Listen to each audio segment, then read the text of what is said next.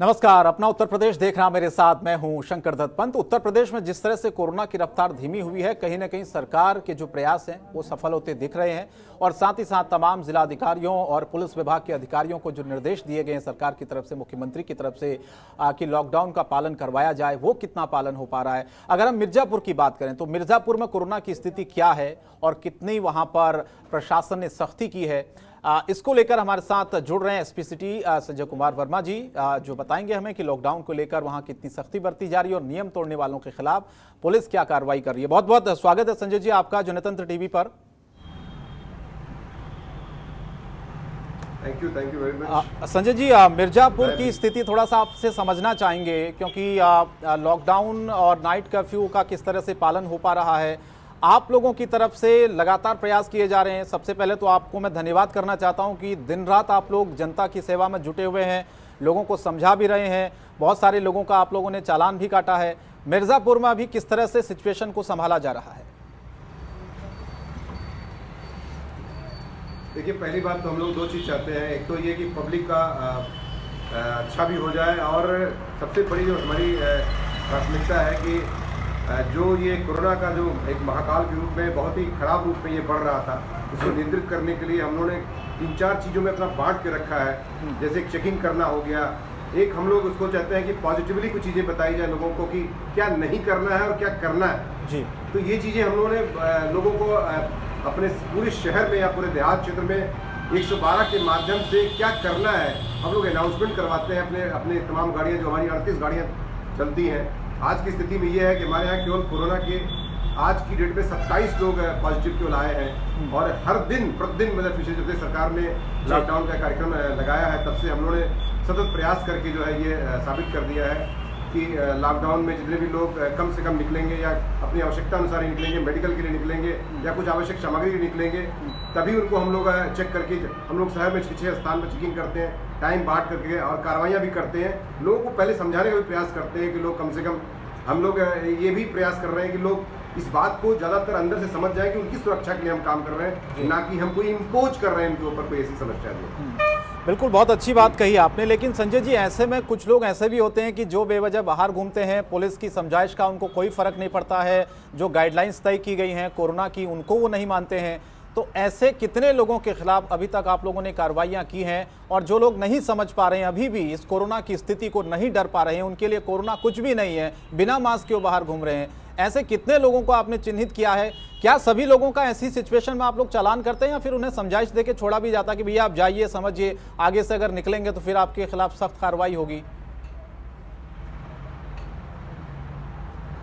एक ऐसा होता है कि कभी कभी जैसे कि किसी की रीजनेबल रीजन लग रहा है कि कोई शादी में जा रहा है या कोई पिता की तबीयत खराब है, कोई माँ की तबीयत खराब है, कोई जा रहा है, उसको समझा भी, उसकी मेडिकल मेडिसिन वगैरह हम लोग देख लेते हैं, उनको भी हम हिदायत देके छोड़ भी देते हैं। लेकिन कई बार ऐसे लोग होते हैं जिनका हम चालान पहले कर चुके हैं या हमने उनको हिदायत भी दे रखा है और वो नहीं मानते हैं, तो निश्चित तौर से कार्रवाई भी की जाती है। इस तरह से उन्होंने करीब 65 मुकदमे भी दर्ज किए हैं लॉकडाउन के उल्लंघन का अपने हमारे जनपद में जो है। और इसी प्रकार से हम लोगों ने जो है लगभग पूरे लॉकडाउन के दौरान हमने काफ़ी लगभग 3 करोड़ के आसपास हमने सम्मन शुल्क भी वसूला है, जो विभिन्न प्रकार की जो है उल्लंघन होते हैं उसके आधार पर जो है।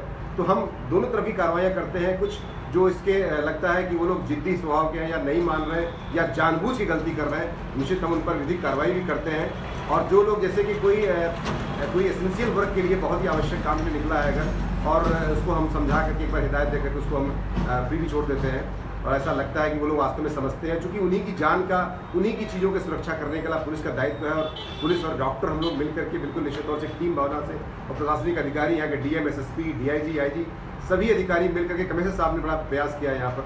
तो we are just trying our level best to expedite the things, हम लोग अपने फेवर में करने के लिए, और तमाम चीज़ें हमारे फेवर में हो गई हैं। और हम इस समय एक प्रयास और भी कर रहे हैं कि हम लोग अधिकारी शाम को 5 से 7 जो है विभिन्न प्रकार के गाँव में जा करके अपने विभिन्न प्रकार की अपने गाड़ियों में माइक रखते हैं, उस माइक को निकाल करके हम लोगों को छोटी दूर दूर बैठा करके सोशल डिस्टेंसिंग का, मास्क के बारे में या मास्क बांटने का काम हो, वो लोग भी हम लोग करते हैं। कभी कभी कोविड का जो अस्पताल है वहाँ दूर जाके लोगों को देखते हैं। कभी कभी अव्यवस्था हो जाती है, कई मरीज अपने कई पेशेंट के लिए अपना जो तामीरदार होते हैं उनके घर वाले आ जाते हैं, कुछ क्योस करने की कंडीशन करते हैं, उनको भी समझाते हैं, क्योंकि उनकी भी स्थिति ये होती है कि अगर बीमार आदमी चल रहा है तो बीमार आदमी चल रहा है तो उसके लिए थोड़ा सा लगता है कि धैर्य टूटने लगता है, कहीं ऐसा ना मृत्यु हो जाए, उनको समझाया जाता है। फिर हम डॉक्टर से बात करके भी उनको मदद करते हैं, तब जाके लोग मुतमईन होते हैं। और कई ऐसे मामले भी आए हैं जिसे हम लोगों ने उसको कंट्रोल भी किया है, और वो लोग कई लोग धन्यवाद देने भी हम लोगों के घर पे आए कि सर आप लोगों के सहयोग से हमारे पिताजी की जो 70-80 पे आ गई थी वो आज 95 की स्थिति में आ गई है।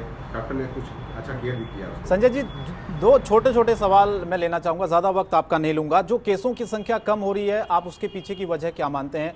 दूसरा सवाल मेरा यह है कि लगातार पुलिस अपनी सेवा तो लोगों की सेवा तो कर ही रही है, साथ ही साथ जहाँ पर ऑक्सीजन की कमी है वहाँ ऑक्सीजन भी पहुँचा रही है। कई ऐसे लोग हैं जिनका अंतिम संस्कार नहीं हो पाता है, पुलिस वहाँ पर अपनी भूमिका निभाती है, मानवता का धर्म निभाते हुए। संजय जी, मैं आपसे समझना चाहता हूँ जज्बा कहाँ से आता है, क्योंकि डर तो आप लोगों को भी लगता होगा, जाहिर सी बात है। देखिए, हमारे यहाँ इसमें 18 पुलिसकर्मी से लेकर अधिकारी, इवन एसएसपी भी यहाँ पर जो है पॉजिटिव है और उनका इलाज भी चल रहा है।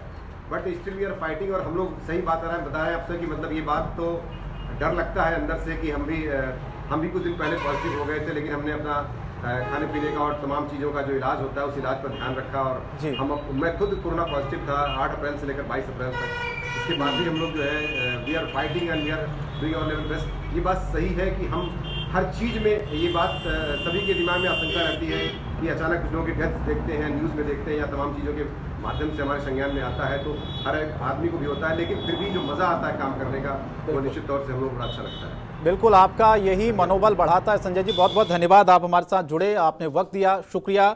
संजय वर्मा जी एसपी सिटी मिर्जापुर के हमारे साथ जुड़े थे। किस तरह का वहाँ पर व्यवस्थाएं, कानून व्यवस्था को लेकर की जा रही है, और साथ ही साथ वहाँ पर जो गाइडलाइंस कोरोना की है उसका कितना पालन करवाया जा रहा है। बहुत सारे ऐसे लोग हैं, आपको मार्केट्स में, बाजारों में, सड़कों पर बेवजह घूमते हुए नजर आएंगे। ऐसे में फिर रोल आता है पुलिस का, वो उन लोगों के साथ कितनी सख्ती से निपटती है। और दूसरा जो रोल है पुलिस का वो ये भी है कि कई लोग अस्पतालों में, आपने देखा होगा, ऑक्सीजन की किल्लत अगर हो रही है तो वहां पर पुलिस बाकायदा ऑक्सीजन पहुंचा रही है। अंतिम संस्कार किसी का नहीं हो पा रहा है तो वहां पर पुलिस अंतिम संस्कार कर रही है। कोई अस्पताल में एडमिट नहीं हो पा रहा तो वहां पर पुलिस अपना सहयोग कर रही है।